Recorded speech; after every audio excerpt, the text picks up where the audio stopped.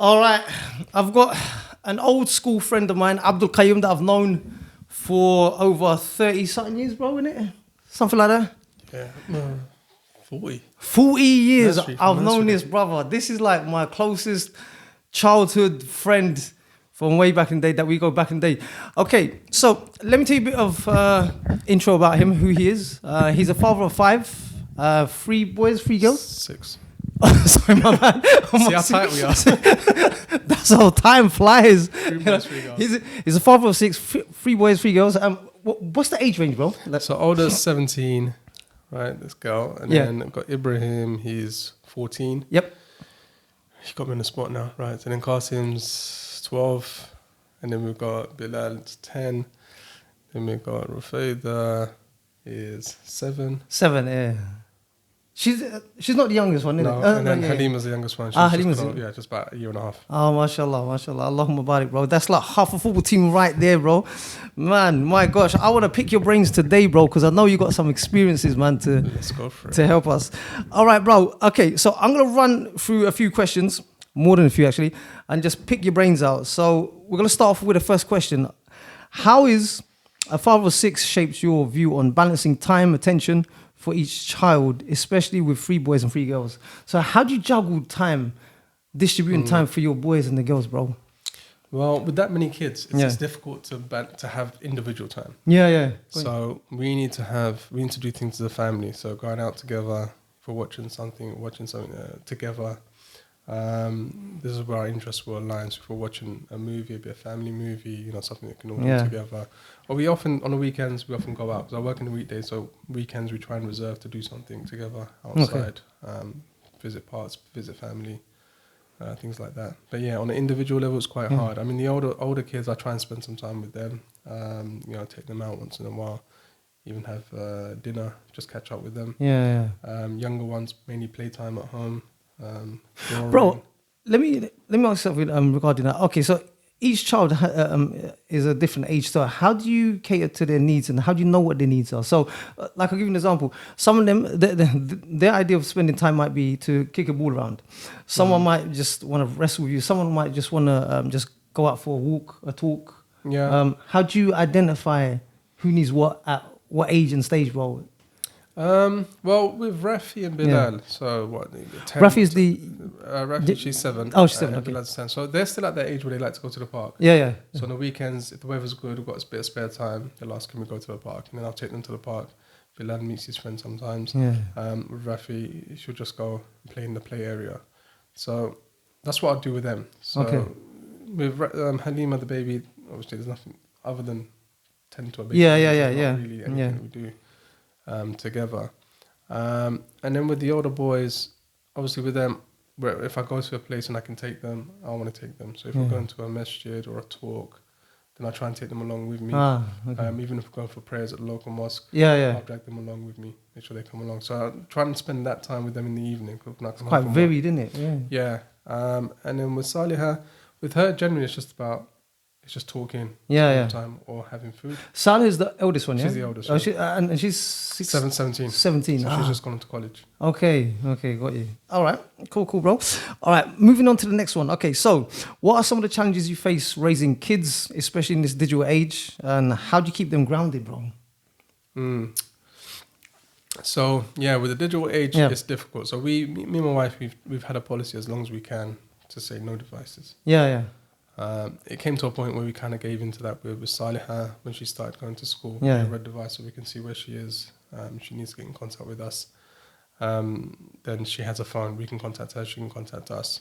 And we did the same thing with Ibrahim when he started school as well, because they all started homeschooling, and then eventually by secondary school. So bro, Saliha and Ibrahim are the eldest two. Yeah. Yeah. Okay, so Salih is the eldest daughter.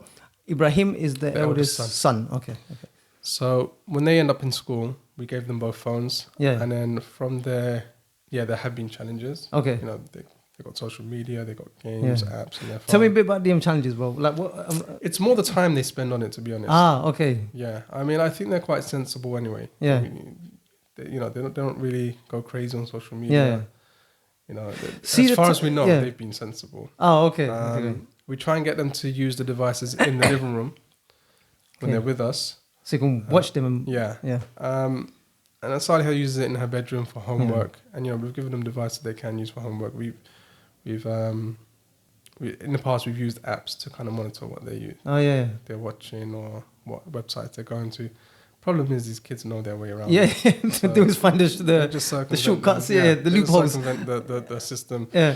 go around it. Even their apps on their phone, we set restrictions on how much time they can spend on it. But how do you catch them out? Like,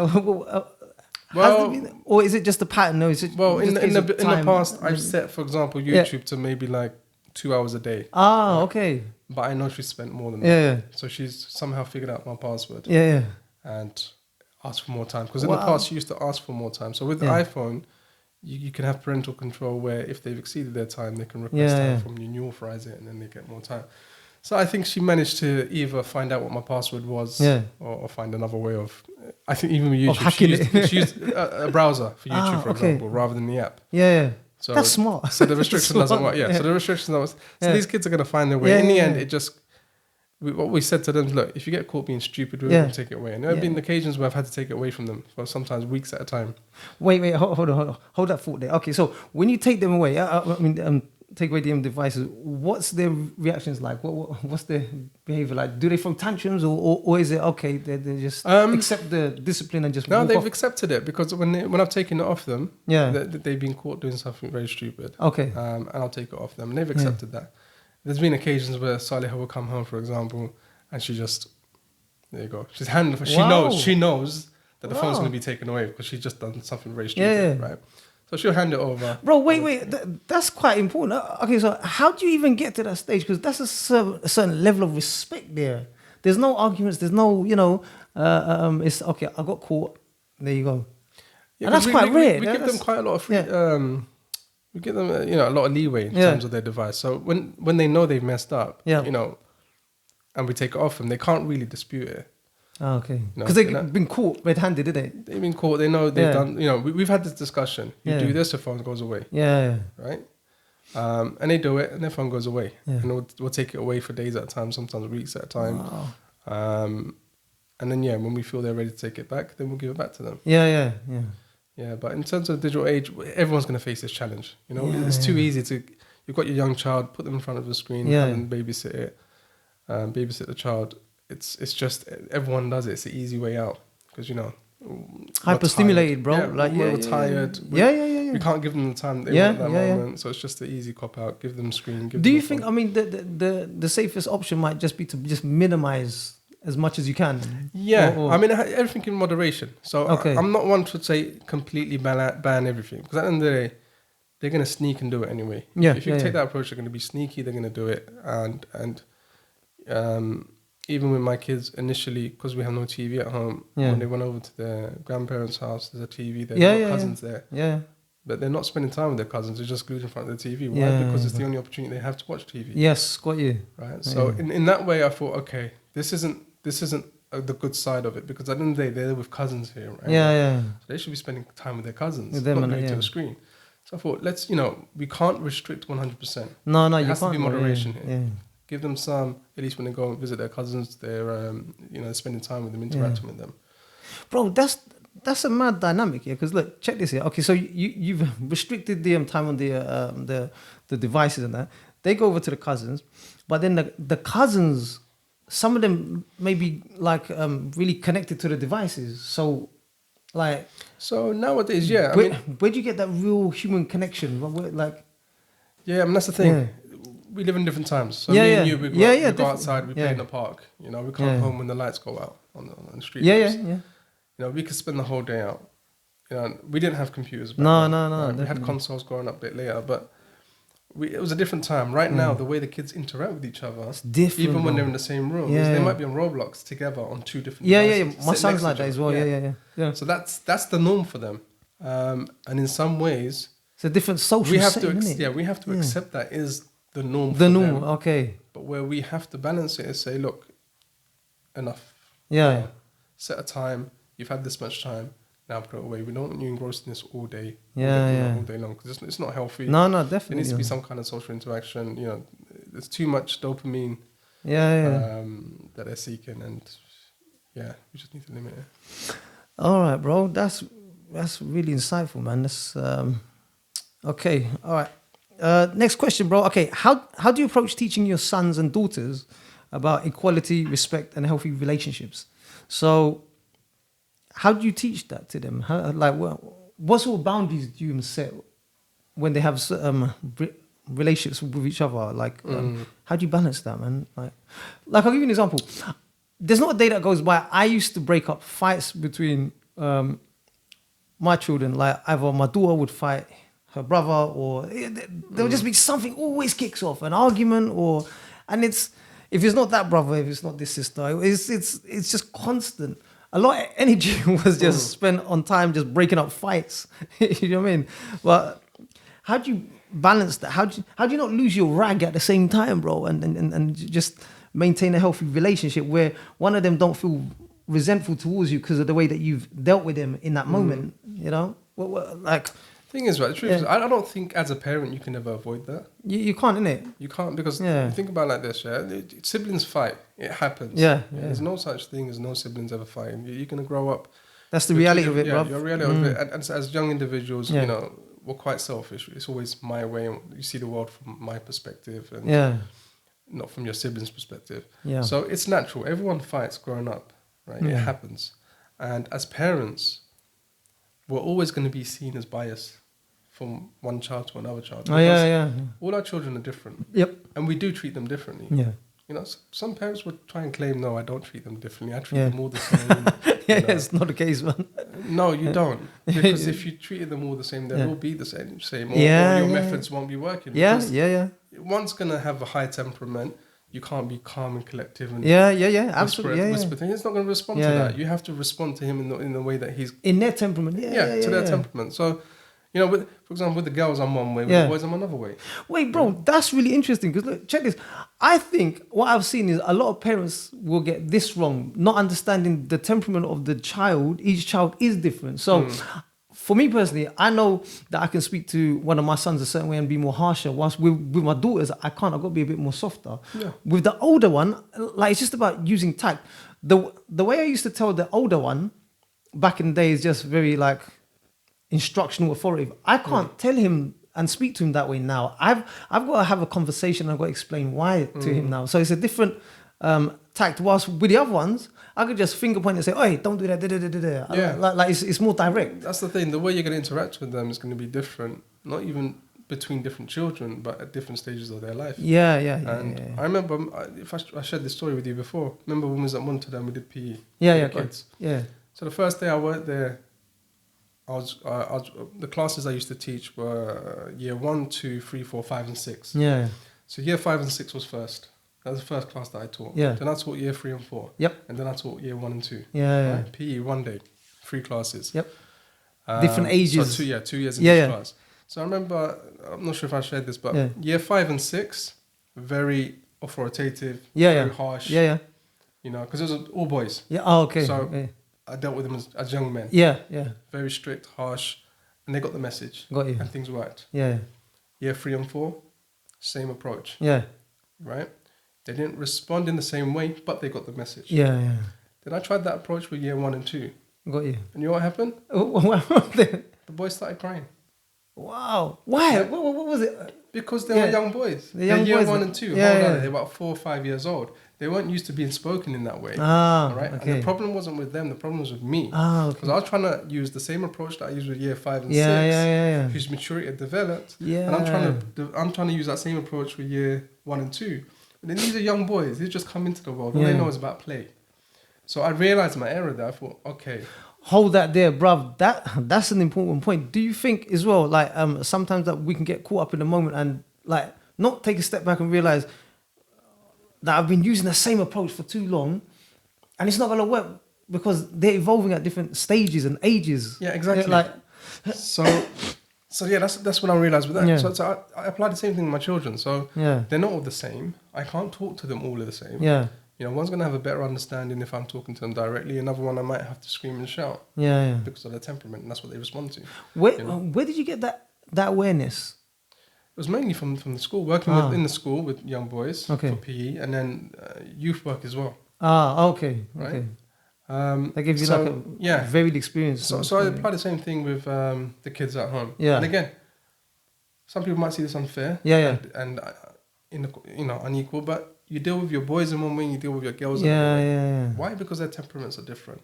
Yep. Yeah. You're not going to scream and shout at a young girl because you're going to break her heart. Yeah. Right. And it's not the way that they respond. They respond with softness, with love. Yeah. Playfulness. With boys, it's a different temperament. They test boundaries. Yeah. Right? So they will see how far they can push you, and then you just have to put your foot down. Yeah. Right? Yeah. And then you establish the boundaries, the respect, and then they respond to Yeah. you. So, so I mean, just going back to the question, the whole equality thing is, no, you may not treat your children Equally like that. Yeah. But I guess equality in a different sense. Like equality means it doesn't have to be in the same behavior, but you treat them according to their level. Yeah, I mean, you're trying to achieve the same thing. So you're trying to be fair and just. Yeah. That's the thing. I And guess, that might result in you not, treating them equally. Yeah. You might treat them unequally, but at least you're being fair. Yeah. Right? And this is going to happen. I think a lot of children have this problem with their parents when they're very young and they don't understand it, and then they hold resentment to their siblings or their parents because of it. They think there's favoritism. But it's not favoritism. It's just the parent is dealing with a different child in a different way. Bro, trying to get the same result. Do you know what? There's something that you reminded me. Like I'm gonna sidetrack, but it sort of goes in line with your point. There was a time when our Prophet ﷺ used to deal with different types of people, and as I was growing up, I always got taught like how soft our Prophet ﷺ was, but he was actually quite harsh. He was actually quite firm. Because he knew that. Different Sahabas have different temperaments. Different people have different temperaments. And he applied that exact same principle. Like, to get the best out of someone, if I know that they're quite tough-mannered, I need to speak to them a certain way. I can't be soft with that. Yeah, exactly. And that's totally fine to do that. Yeah. And that's how you become really effective. Just to acknowledge, all right, they're at this stage. I need to speak to them in a certain way. Because it brings out the best in them. You know? So that principle that you just said, it just reminded me of that. And the same thing applies to adults as well, bro. Depending on their temperament, that's how I'm going to speak to you. Like, I'm going to speak to you in a certain way if I want to get the best out of you. Yeah, because that's what it comes down to, is what are you trying to get out of them? What are you trying to achieve? Yeah. And it's not a one-size-fits-all. No, it's not. It doesn't. Again, you need to deal with different people in different ways. You're going to get different response. So you need to understand who they are and how they respond to things, and then treat them in that way. Wow. And that's a challenge of life, I guess. I mean, we don't always get it right. But that's how we learn. Bro, sometimes some fathers, for example, could be stuck in a rut. So say, for example, that they come back from work, they're stressed. Their awareness may not be to that understanding. It might be just, I'm in reactionary mode, I'm stressed, I just want to unwind now, and they become snappy. So all they know is just one mode of dealing with their kids in a certain way. That's it. Yeah. And I guess it just requires for us to just take a step back and think, hang on, what is going on? And just assessing each child, how I speak to them and stuff. Because sometimes we can get caught up in just the mix of things, like in our day-to-day routine, the busy life, the grind, and not realize how we might be coming across as parents. You see what I'm saying, bro? Yeah. I mean, that takes time, isn't it? You spend time with the child and you see how they're responding. So you've just said a couple of things right there. So it's spending time with a child, like actually consciously spending time with them, knowing their temperament, adjusting your approach to each child. Yeah. Wow. Yeah, absolutely. Yeah. And it's going to be trial and error. Yes. We're first-time parents. Yeah. We've only really seen our parents raise us. That is it. Yeah. And when we grow up, we always say it. We're not going to use the same approach. We're going to do things differently, and we do things differently. But as we get older, we think, oh, you know what? Actually, our parents were quite patient with us. Yep. Some they things were. They did, Definitely. it was the right way to do it. The way that I got raised, we got raised, I mean, how we got raised is not really, it's very unorthodox to this day and age. Like, in fact, our parents will get done for what they did to us. But that was the norm. For us, it was totally acceptable. And that's how the culture was back then. And personally, I think it raised well, strong, grounded boys. You know, Yeah, I had to. I mean, we got a beating, and that just brought out the best of us. That made us tough. You think we would have made our parents' lives easier No, if we they didn't, said, yeah. right, time out? Yeah. No, no, time no. ain't gonna cut it. No way, it doesn't work. No, there's different times, Yeah. different temperaments, different approach. That's what Do you it think was. that we become more softer Oh yeah, of course. Yeah, absolutely. as time goes on? Yeah, absolutely. Because that's the other thing as well, right? Sometimes, our fathers will come home Yeah. and they come home from work. Yeah. Long shifts. Yeah. Right? And they're all grafters. They come home. What they expect them to come home to is peace. Yeah. Right? Yeah. That's all a man wants when he comes home from Peace. work. He wants to walk into peace. He wants to walk into an environment where he's welcomed. Yeah. It's calm. It's serene. There's peace there. Yeah. He doesn't want to walk in and it sounds like World War III's going on in there. Right. And then he has to come in and start breaking up fights. And Bro, okay, so, right. How do you balance that? How do you manage World War III? You just come home and all of a sudden, all sorts of kicking off. You've got your kid running over there. This one's jumping over there. This one's screaming, yelling, shouting. Like, how do you even... You just come from a stressful day at work. You're coming into the home and now you're dealing with more stress. How do you compose yourself? How do you take control of the situation like that, bro? Yeah, well, it's not always composed, isn't it? You're gonna lose your ragged sometimes. Yeah. You're gonna scream at them, shout them, if you need to pull them off, separate them. So I guess each day is gonna be different in terms of... Yeah, it depends what the situation is. I mean, thankfully, my boys, they don't physically fight. I mean, sometimes Carson and Bilal might get into it a little bit. Yeah. Depending on what it is. Sometimes, sad to say, one deserves it over the other. Yeah, of course. So I'm just like, okay, older brother's dealing with his younger brother. Yeah. I'm not going to step in because this is part of growing up as well. Yeah. Right? And as our wives might think, okay, you need to step up. Yeah. You need to build some discipline in Yes, these kids, right? But this is the way, though. Yeah, at the end of the day, yeah, I grew up with 3 older brothers. Yes. Right? Yeah. There's only a certain way I would have spoken to them. Yeah. Because if I didn't respect them in the way that I did, then there's consequences, and I knew that. Yeah. So I learned to respect my elders through that, and I knew my boundaries. Yeah. So, I could be cheeky with my peer group, people younger than me. Yeah, fine, no problem. But with elders, no, you show a certain level of respect. And your brothers, your siblings, part of their role is to teach you that as a young child. If I see Bilal disrespect one of the older brothers, I'm not going to reprimand the older brother because he reprimands him. Because they know when I'm not in the house, the oldest son replaces the father. Yes. So you treat him like the father. Yeah. You don't disrespect him because you got to give him that responsibility so he can take that role. Do you give that consciously? Like, do you have to tell them, educate them, or is it something that just happens naturally? Like, no, you have to mention it. So it's been kind of ingrained in them. Oh, okay. Okay. With my boys. Okay. All right, bro. Next question. So what daily habit or routine do you really rely on or stay connected with all your kids despite your busy schedule? So in your day-to-day life, what is your in your schedule, what's something that you're consistent at with your kids?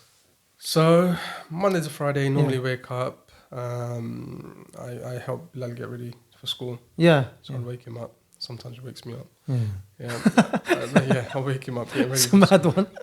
Prepare his breakfast, prepare his water bottle, and then drop him to school. Okay. Right, so that's my interaction with Bilal at the moment. Okay. Bilal is the middle son, right? He's middle son. Oh, he's middle son. Oh, he's the youngest son. Yeah. He's one of the... What's his age? 10? 10, okay. Yeah, he's 10. So that's my interaction with him in the morning. When I come back from work, normally it's around dinner time, so we all have dinner together. So we all try and have dinner together around the table. Yeah. Unless I'm running late, then they'll start and I'll come and eat afterwards. Yeah. But straight after that, we try and establish a chore routine. So we've distributed roles with the kids of what they need to do. So Monday through to Sunday. Yeah. So we explain to them, look, me and your mother, we're one person each. Right? Yeah. We can't do everything in a house where, it gets stressed by 6 kids. We all have to take part and help out. Yeah. So I've assigned chores according to their age and ability. Yeah. So every day so after dinner, for example, Rafi might clear all the toys from the floor, clear the table. Bro, Okay, so I got a question about that. All right, so there was this program that I used to watch from back in the day, Super Nanny. Yeah. She would step into a house and it's all over the place. The mum would try to tell the kids what to do, like in terms of help out and whatnot. No response. They give her attitude, and the dad as well. But how do you even get to that stage where okay, you get your kids to cooperate, take part, do the chores? When did you ingrain that sort of routine or that discipline in? Was that from something that you done from grassroots, or was that Yeah, or is that part of your behavior? Like that they just saw you well organized and they just copied you, or not necessarily. No, they've taken on chores from quite young. okay, So we've kind of ingrained in them that everyone is responsible together yeah. for keeping the house in the state that it's in. So they've always had chores to do. I mean, this is the first time we formalized it probably for the last year. Yeah, Before it was more like, okay, Ibrahim, you do this, Salih, you do that. yeah, But now we've actually got a specific timetable, chores assigned on each day and what they're doing. yeah. But it comes down to just understanding, explaining to them, this is why we need your help. You know, Okay. you can't, if you don't help, it all Yeah. goes on your mother. Yeah, If it all goes on your mother, then she's just exhausted 24/7. yeah, yeah, And that just put, her mood's not going to be great. That means the atmosphere in the house is not going to be great. yeah. And we're all going to be living in a very hostile environment. Yeah, right? yeah, yeah, So of course. it's not about us screaming and shouting at them to do it. Yeah, yeah. Right? So they know what their chores are. They've accepted them. They could see that it's fairly distributed. Well, I mean, it's still going to complain anyway, Yeah, yeah. but it is fairly distributed. And they just get on with it. So I'll come home after dinner. I'll just say, all right, who's on this? You need to do this. You need to do that. You need to do Yeah. that. So everyone just gets on with it. And, if one person's got too much homework to do, whatever, Yeah. and I say, okay, no, you don't worry about it. Just carry on the homework and I'll just take on their chore. So it sounds but like together we make yeah. sure. So it's mainly after dinner we all pull together, make sure that everything's done. Tables wiped, floors swept, the living room's hoovered, Yeah. all the dishes are washed, dried, put away. Do they see you cleaning as well and stuff? Yeah, like yeah, that? of course, yeah. Okay, so you're not only setting the standard, but you're also setting the example as well. Yeah, yeah. Right, okay. Wicked, bro. All right, next one. Okay, so how do you discuss mental health or emotional well-being with your kids, especially when they face new pressures? This sounds like one-on-one time, bro. How do you even get to that? How do you even build a bond like that where you're able to speak to your kids on that level? Mental health. Mental health, yeah. How do you? Okay, so I'll give you an example. How I would deal with mental health will be through physical activity. It could be exercise. So through that, if they're feeling sad, then I'd have to uplift them through fun games and play. So that's one of many tools that I use to develop my kids' mental health. Yeah, like what? I mean, mentally, yeah. That's just a strategy. I'm not really aware of any mental issues they have at the moment. They haven't really addressed it with me. Okay. They seem quite happy Yeah. generally. The only time where we had an issue was after almost passing. So Saliha, she had a tough time dealing with it. Yeah. So she had a counsellor. We recommended that she speak to someone. She Yeah. didn't want to speak to us. So she had a counsellor, someone she was speaking to for almost a year. Yeah. Really helped her out. She seemed fine and positive. By the end of it, I think she's in a good place now. Yeah. She's at college. She seems happy. Yeah. Seems grounded. The rest. How do you tell if your kid's grounded? I mean, let me actually rephrase that. Okay, what are the signs that you could pick up that your child is okay? Like, what does that look like to you, bro? To me, it'd be like, they've got spring in their step. Okay, chatty, they're happy. Yeah. They're just always talking. Yeah. If they're the opposite, if they were reserved, if they were just distant, then I'd be concerned. Yeah. If you try and have a conversation with them, Yeah. and it's just yes, no answers, no elaboration, Yeah. you think, okay, what's going on? Could you get those type of insights if you was like, because you come across like an engaged father? So like what I mean by engaged is to be able to recognize and deal with different temperaments. That requires a certain level of awareness. To be able to recognize that they're emotionally safe, for you to put structures in place, that shows that you're aware, bro. Like that shows that you're actually engaged, that you know what's happening, that you're not like completely blind and just caught up in your stress of your day-to-day grind. You're like, nah, okay, I got that, but I'm also aware of what's happening around me. Like, That's why I've got these structures in place. That's why I've got these disciplines in place. Like, how do you even develop that? Did that always come to you, bro? Or was it like something that you just picked up along the way of this journey? Or is it a part of like your skill set that you've developed through the years? Or I think so, maybe. Yeah, so I mean, working with kids, young people, youth, you kind of spot patterns. Okay, right, yeah, got you. I see that. So, you know, the loud mouths, Yeah. you know, the hyperactive people, generally, they're okay. Yeah. You know, the ones you worry about are people that don't engage. Ah. They're very to themselves. Yeah. You know, Yeah. very reserved. There's something going on. Sometimes it's just down to shyness. Okay. That's fine. But it's if you notice a change in their behavior where at one time they were happy, bubbly, whatever, and then another moment they're just reserved and to themselves, then that's, then you think, okay, this is not normal. So you have to kind of observe. I mean, you need a marker of what you're comparing the person to. What is their normal behavior and how they behave now. Okay. Because someone's natural temperament might be that they're reserved. They might just be an introvert. They prefer their own company. Yeah. But with your own children, you'll notice that, this is how they are. And when they're not like that, then you think, okay, something's going on. What's happening? Can I ask you, bro? Okay, so do you? This might be obvious. I mean, I'm sure every parent wants the best for their kids, but how many of them actually actively build and develop their kids? So I'll give you an example. You've got 6 kids, so that means I have to actively be involved in their life. I have to, I have to deal with them. I have to manage their temperaments, their emotions. Is there a bigger goal in place that you want for your children?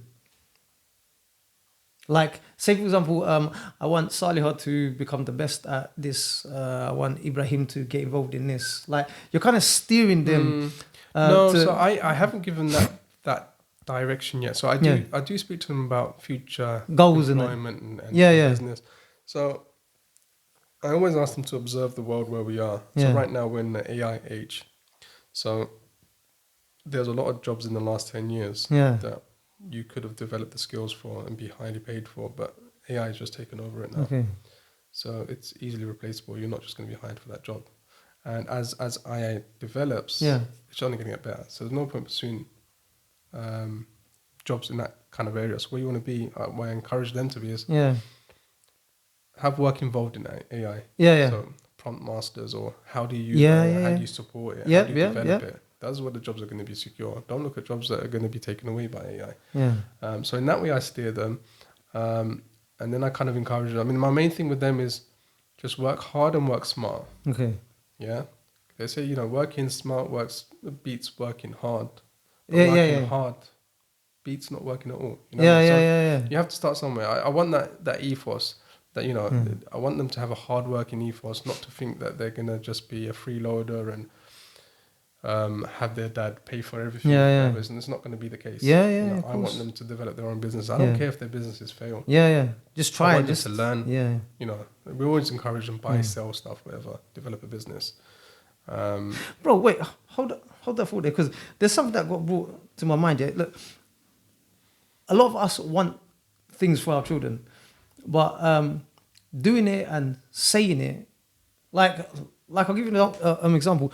You're more likely to have an impact because that you're actually engaged and you are about that. You see what I'm saying? Because you're about developing yourself personally. That I know of you. So that will filter down into your parenting as well. Because okay, so I like to develop myself. I want the best for myself. I'm always trying to better myself. Now naturally, that's always going to that's going to filter down to the kids. Because you always going to be up in about all their standards, isn't it? So how do you, because this is where I'm struggling with fathers, that they want the best for their kids, but then you have to also look at your own standard. What are you showing? What are you representing? You see what I'm saying? Because those things that you've talked about, look, you've talked about a certain level of awareness where you got to be calm by all the pressure that you're going to be facing. Look, you've got 6 kids. You're going to work. You're managing a business. And you're coming home and you've got to deal with each individual without you losing your rag. And I'm not trying to say that we don't lose our rag, but there's a standard. There's always wanting to improve as well at the same time. How do you even get to that stage? Because that's quite high, bro. No fathers could do that.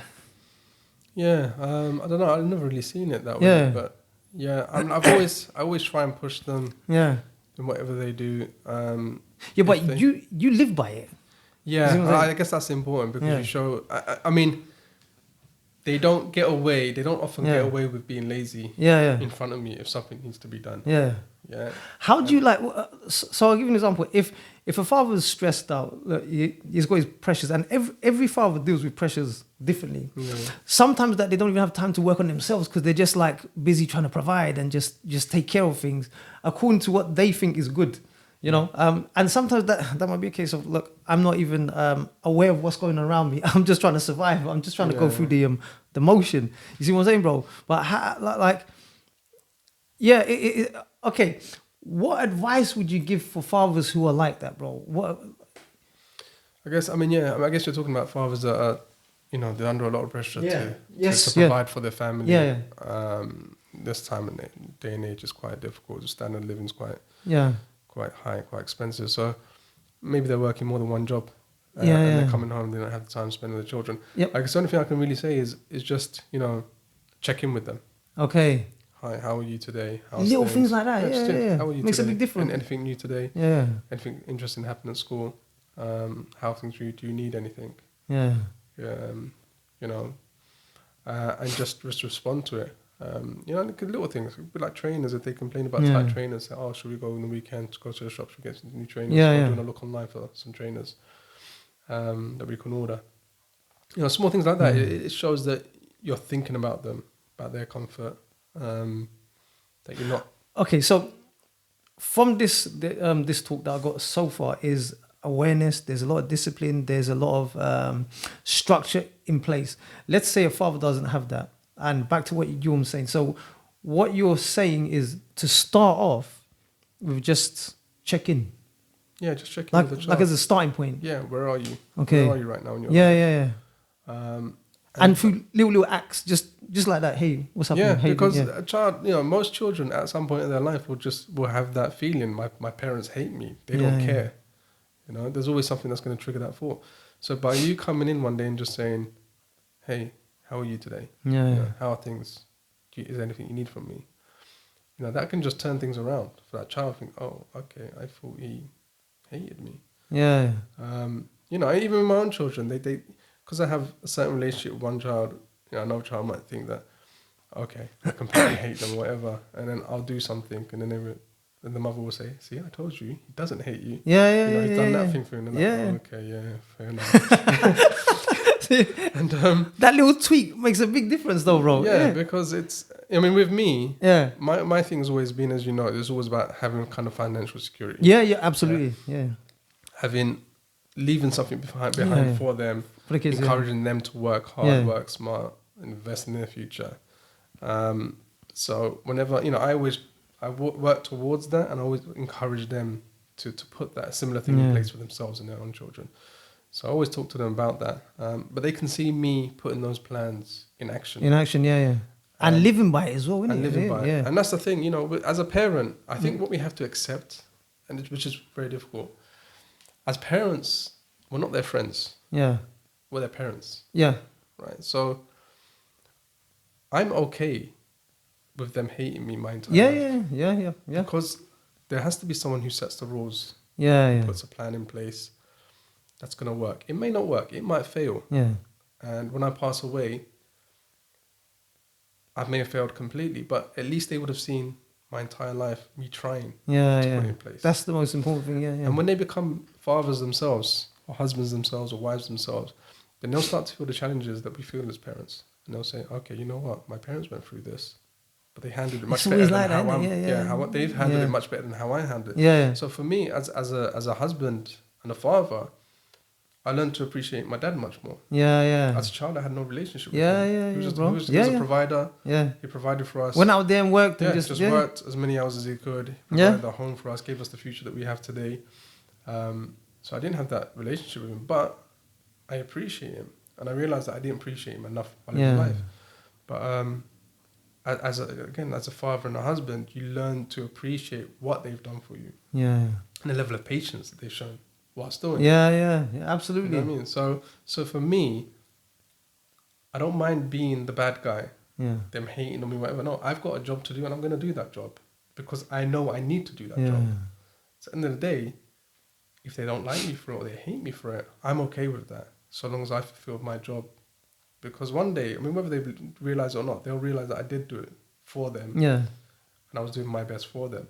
But as parents, we find that difficult, especially today's day and age. We don't want to be hated by our kids. No. Of course, It is a horrible yeah. feeling, you know. It does get to me sometimes. Yeah. But ultimately, I've just said, no, I don't care. I've got a goal. I've got a vision. I'm Yeah, going to work yeah, towards yeah, it because at the end of the yeah. day, it's for them.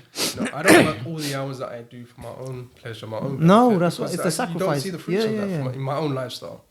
My kids and my wife and Yeah. kids they're living off the fruits of my labour for that. Absolutely. Right? And that's my job. Yeah. I see that as my job, and I don't mind. If I was any other way, I don't think I can give them the quality of life that they have now, and I don't think I could build the future that I intend to build for them. But yeah, as fathers, I think we need to we need to be okay with that. We need to stop worrying about them hating us. You know, and what you just said, bro, they reminded me of this scene where I can't remember what film it is. I can't remember word for word the dialogue that the father and son had. It was Denzel Washington playing a father, and he was lecturing his son about pulling his weight. And then his son thought that his dad loved him. And then in response, they said somewhere along the lines of, "You think I love you? No, it's my responsibility to take care of you. It's got nothing to do with feelings or this or that. I have a duty to fulfill. Yeah. And that means making you into something and fulfilling my duties towards you. That is it. It's got nothing to do with like lovey-dovey soft stuff. Well, I mean, it comes from a place of love anyway, but Yeah. I think what you're trying to tell him the is tough that, nurture. This is what I'm talking about. I'm going to fulfill my responsibility towards you before I shower you with my love. That's it. That is it, bro. Because Yeah. you can shower a kid with love, but you haven't given them anything to prepare for their future. Yeah. But yeah, you got to love them, so. All right, bro. Bruv, we're gonna cap it at that, yeah. Okay. Wicked. Oh my.